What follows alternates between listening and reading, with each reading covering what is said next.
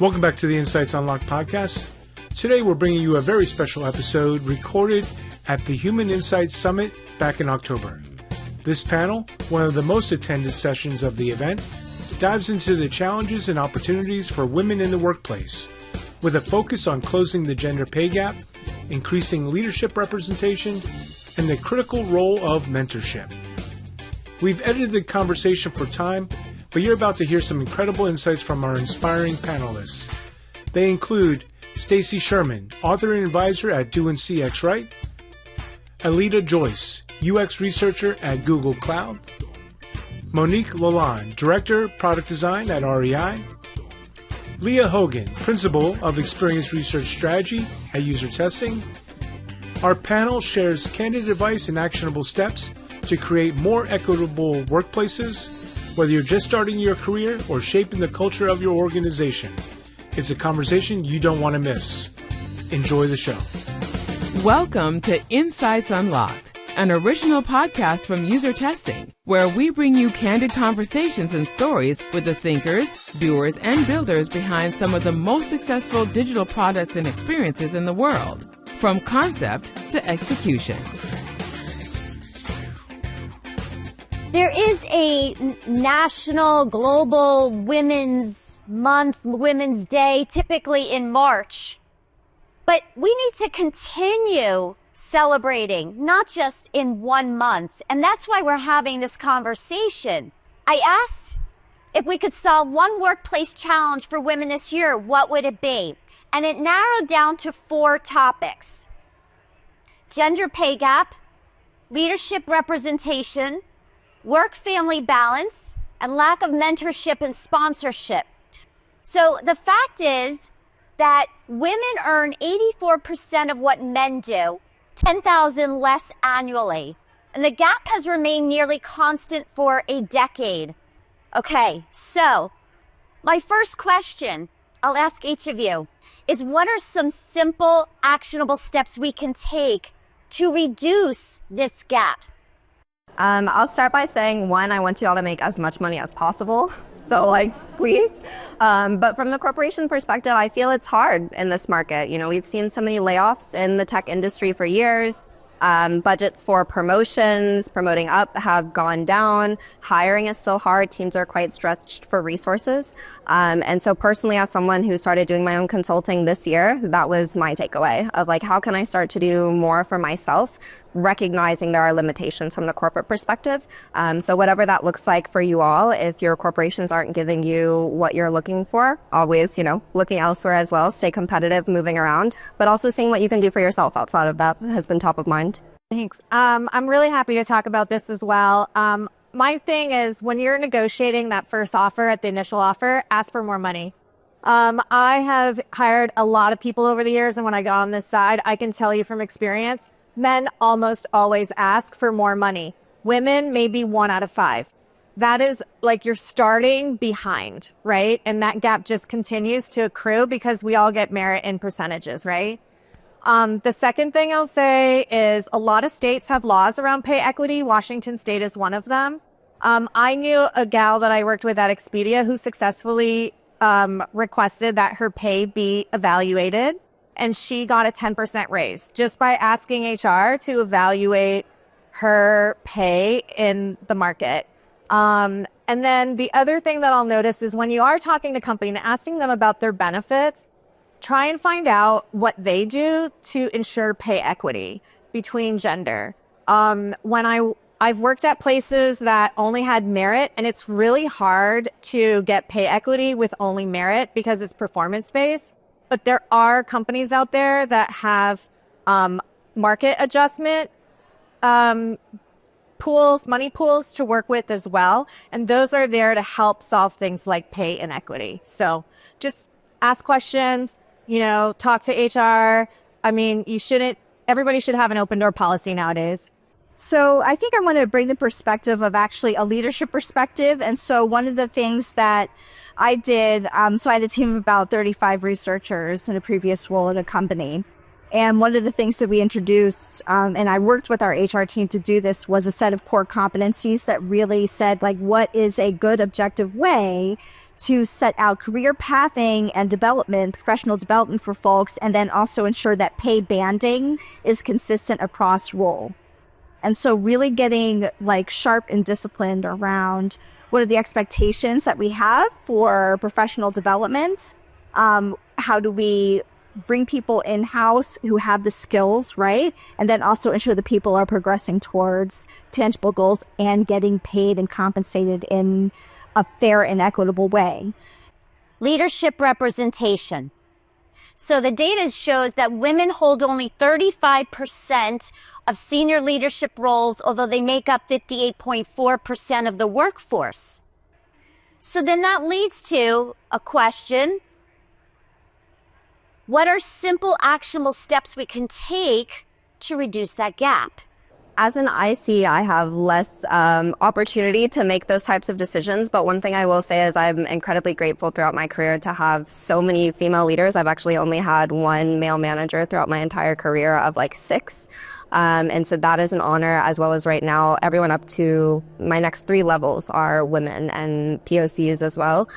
So I think as an IC, trying to find those opportunities with women, which is hard in a male-dominated industry, but like finds like. And so usually if you're looking for those opportunities and you have the choice, it is so nice to do that. But I'm curious for both of your perspectives, being more leadership roles. Yeah. Well, I can say I always start with, I take a look at the company and I see where they're at. Forbes comes out with a list every year. At the time that I applied at REI, they were number 2 on the list for women in leadership. I look at the C-suite. Most of the companies I worked with until then, like maybe the HR director was a woman, if you're lucky, marketing. But at the co-op, our chief technology officer was a woman. Our chief legal counsel was a woman. Our chief finance officer was a woman. And it's probably because at one point REI had a woman CEO in the 90s. And that makes a huge difference. Companies that tend to have had a woman CEO at one point tend to have more women in leadership. People see them in those roles. Like if you're not going to be it if you can't see it, right? So I always think like making sure that if you really are interested in leadership and working for a company that has equity in leadership, those are good things to keep in mind. And if you don't have that where you're working now, talk to the CEO. He's the one that gives those jobs to the other people that are in the C-suite. Those jobs open up from time to time. Tell them that you expect to have roles filled by women in those positions.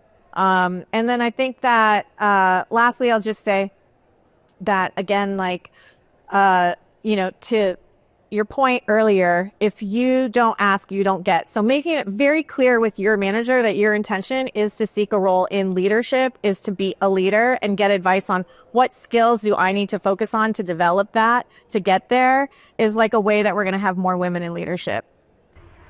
I think to complement what you've already said, which are great points, you have to set up your personal life to be able to be successful in the office too. And that means you need to have a supportive partner. You need to have, if you're interested in having a family, a real plan around how you're going to manage all of the responsibilities that you have. And I have to say, like, a lot of people that I see starting down the management track are people who are starting a family at the same time that they're starting on that leadership track. And they have supportive partners and they figure out the right way to kind of manage that work-life balance in order to make sure that they can be successful in the office as well as at home. Yeah, having a good partner at home certainly really helps. It did in my case. I'm glad to hear that you had some great women leaders and bosses and managers. There's one more thing that I wanted to say, and it really was around, I think women too frequently count themselves out when considering going for senior leadership roles.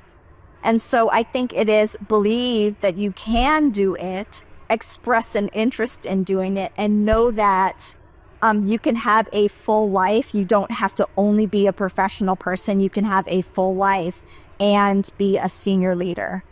I want to emphasize that it's not either or. It's both and.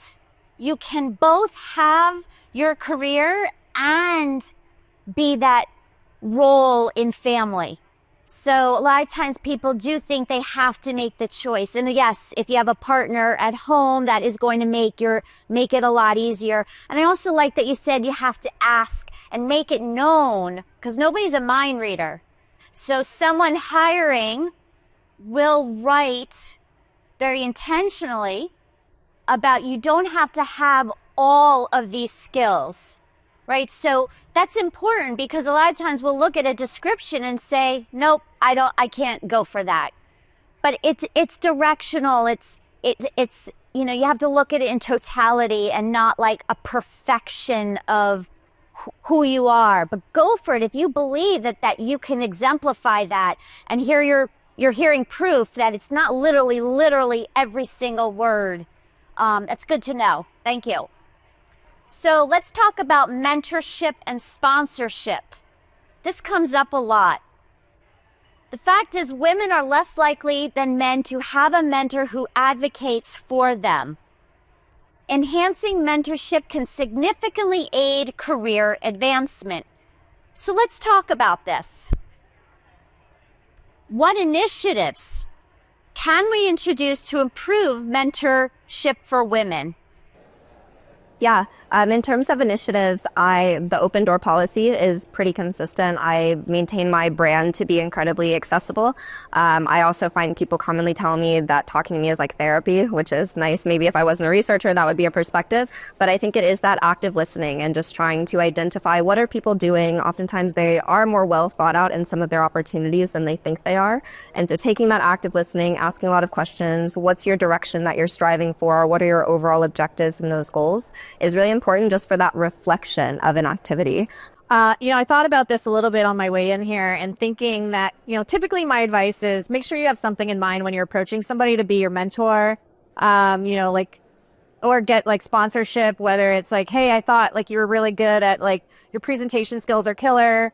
I want to grow my career into a role of leadership. Could you help me develop some of my presentation skills? I'd like to work with you, meet with you every other week over the next 3 months to see if I can improve this skill set, right? Like that's a great way to find a mentor. You want to be specific. You want it to be time boxed. You want it to be something that they're comfortable in sharing with you.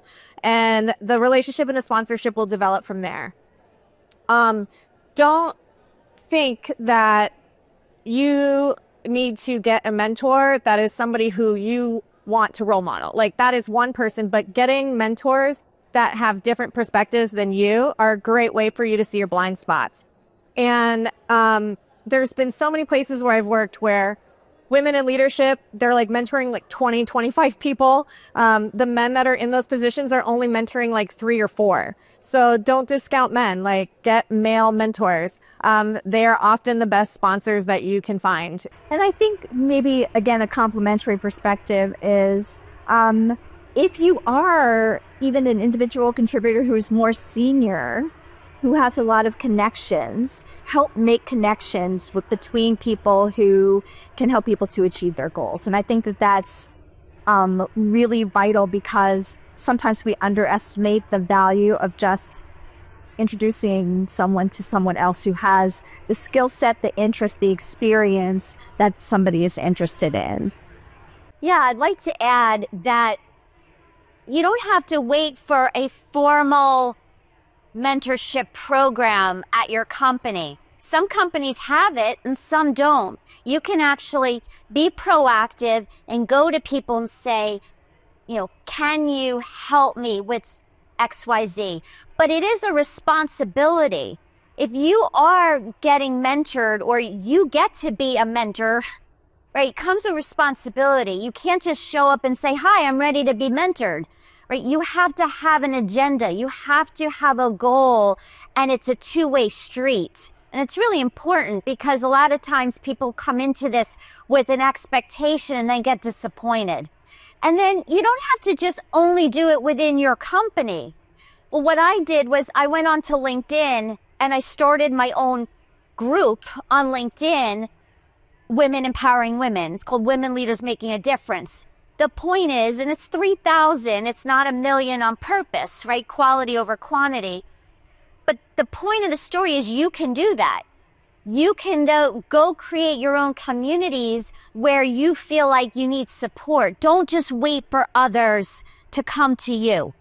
I love the points of the different fidelities of mentorship, from a very formal to just like having an hour-long conversation, monthly, quarterly type of thing. And also the types of mentors. Like some of my mentors in Google are like, they're great with the politics. I came from consulting at a small 25-person company. That wasn't something I needed to worry about before. It was a very flat organization, but that was one of the first mentors that I sought out in my role at Google, was like, who knows how to play big tech politics? There were things that just were obvious to me that a mentor told me, a male mentor, which is known to be quite blunt to me, but I needed that and continue to need that once in a while, of just saying, why are you saying it like that? Pitch it as this because here's what the VP cares about. They don't care about your methods and all this or all these insights that you know. What's the top takeaway? And I think just having some of those mentors to the points of different perspectives, people to keep you honest and push you in some of those directions, whether it's politically or just that empathetic ear that you need to vent to, which can also be a friend that works in a similar professional capacity. So instrumental to success and just the culture that we're crafting as well. I love that you brought up that you identify where your gaps are and then you go and seek those people. So it's really inventory of your skills. It's really looking at yourself, where are the gaps, and then going to those people who can help you. The other thing I would say is, if you're a mentor, make sure that you're really skilled in feedback, right? How you give feedback. And if you're the recipient, learn how not to totally take it personally. My favorite book, The 4 Agreements, it really helps you understand how to take feedback so you can grow. I like to take a moment after I've had a meeting with someone, like a one-on-one with someone, and say, what did I learn? How did I get smarter? And I always find like those meetings where I can say, I got smarter in this way, really helps me. And sometimes it's like room for growth, opportunity for improvement. And sometimes it's more like I had like a change of perspective that I'm taking out of that conversation, but just being, I guess, introspective about what the value of what it is that you're getting out of that interaction. So after each meeting, you come out of it and say, what did I learn? Right? It helps your growth in yourself. I see a hand raised. So the question, let me rephrase, is that someone comes to you to be their mentor. They have no agenda. They just want help. And you're the mentor. What do you say? I have a simple framework that I use. So I'll often just say, can you give it some thought on, come back to me with 3 things that you want mentorship on. And I'll let you know if I'm the right mentor for you. I'll recommend somebody else. It's like kind of like you're not committing to anything, and then you're getting a little bit more clarity on what they want, what they need guidance on. Want to keep the conversation going? You can find the show notes at usertesting.com/podcast. If you haven't already, don't forget to follow us on Apple Podcasts, Spotify, Overcast, or Google Play so you never miss an episode. And if you enjoyed today's show, please share it with a friend or leave us a rating and review on Apple Podcasts. And until next time, this is Insights Unlocked, an original podcast from UserTesting.